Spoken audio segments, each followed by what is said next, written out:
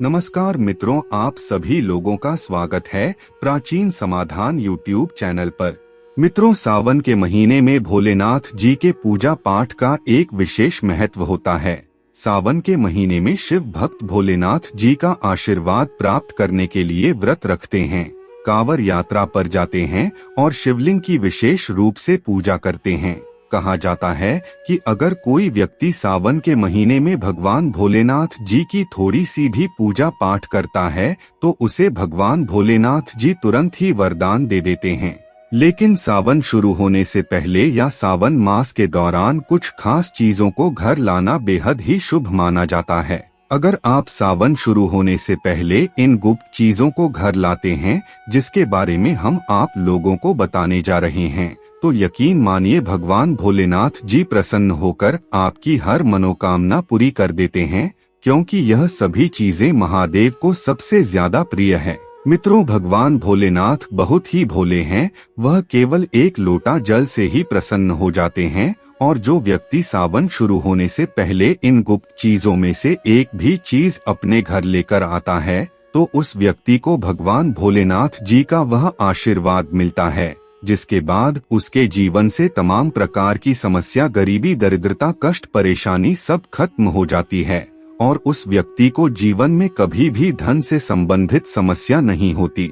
इसीलिए अगर आप भी उन गुप्त चीजों के बारे में जानना चाहते हैं और भगवान भोलेनाथ जी का आशीर्वाद प्राप्त करना चाहते हैं तो आप हमारे इस वीडियो में अंत तक जरूर बने रहिए और ध्यान से सुनते रहिए। मित्रों, वीडियो शुरू करने से पहले अगर आप पहली बार हमारे चैनल पर आए हैं और अभी तक आपने हमारे चैनल को सब्सक्राइब नहीं किया है तो कृपया अभी हमारे चैनल को सब्सक्राइब कर लीजिए ताकि आपको रोजाना ऐसे ही ज्ञानवर्धक और महत्वपूर्ण जानकारियां मिलती रहे।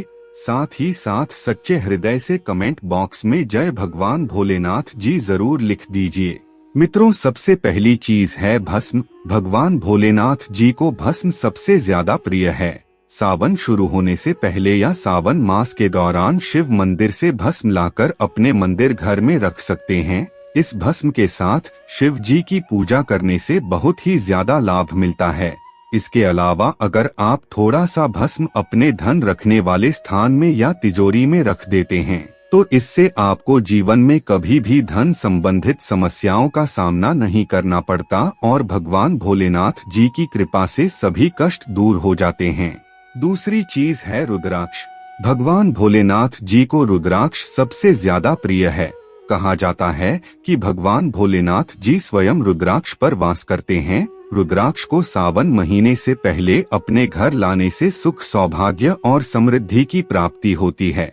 इसके अलावा भोलेनाथ जी के आशीर्वाद से जीवन में चल रही तमाम प्रकार की समस्याओं से तुरंत ही मुक्ति मिल जाती है।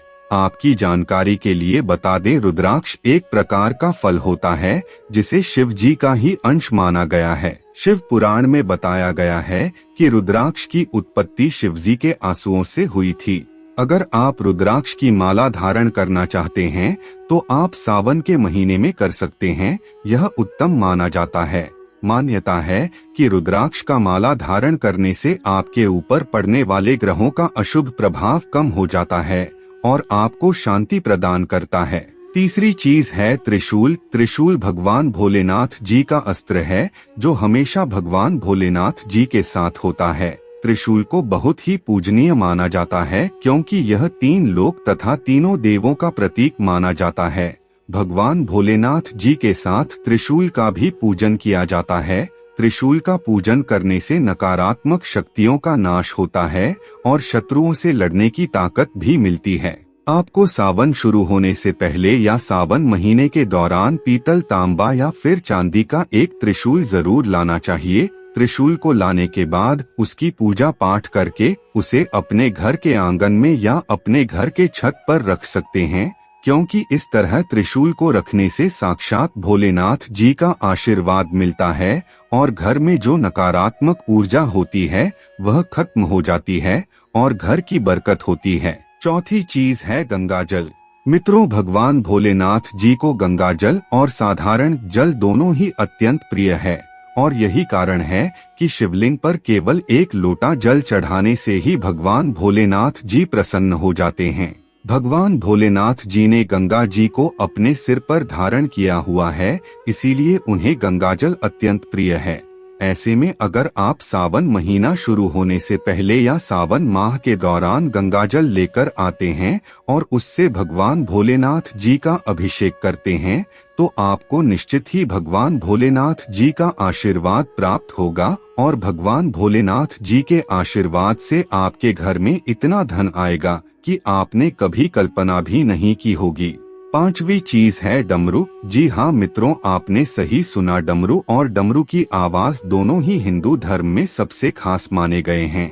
पौराणिक कथाओं के अनुसार डमरू के ध्वनि से बुरी शक्तियों को खत्म किया जा सकता है।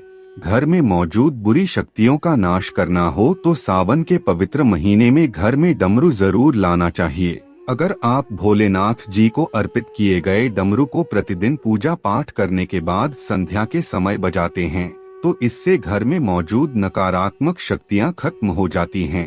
अगर आपके घर में ऐसा कोई बच्चा है जो रात में डरता है या फिर उसे अंधेरों से डर लगता है तो आप डमरू को उस बच्चे के कमरे में भी रख सकते हैं। छठवीं चीज है नाग। वैसे तो आप सब जानते ही हैं कि भगवान भोलेनाथ जी के गले में नाग देवता हमेशा रहते हैं और यही कारण है कि हिंदू धर्म में नागों के पूजा का अत्यधिक महत्व है।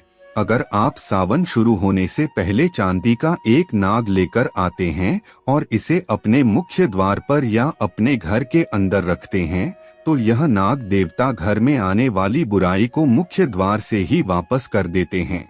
अगर आप पितृ दोष या कालसर्प दोष से परेशान हैं तो सावन महीने से पहले आप एक नाग नागिन का जोड़ा लेकर आ सकते हैं, लेकिन आपको केवल चांदी का ही जोड़ा लाना है और इसे पवित्र करके भोलेनाथ जी के पास अपने मंदिर में रखना है और पूरे सावन भर इसकी पूजा करनी है। फिर सावन महीने के आखिरी दिन यानी सावन पूर्णिमा के दिन इस नाग नागिन के जोड़े को किसी भी शिव मंदिर में अर्पित कर देना है।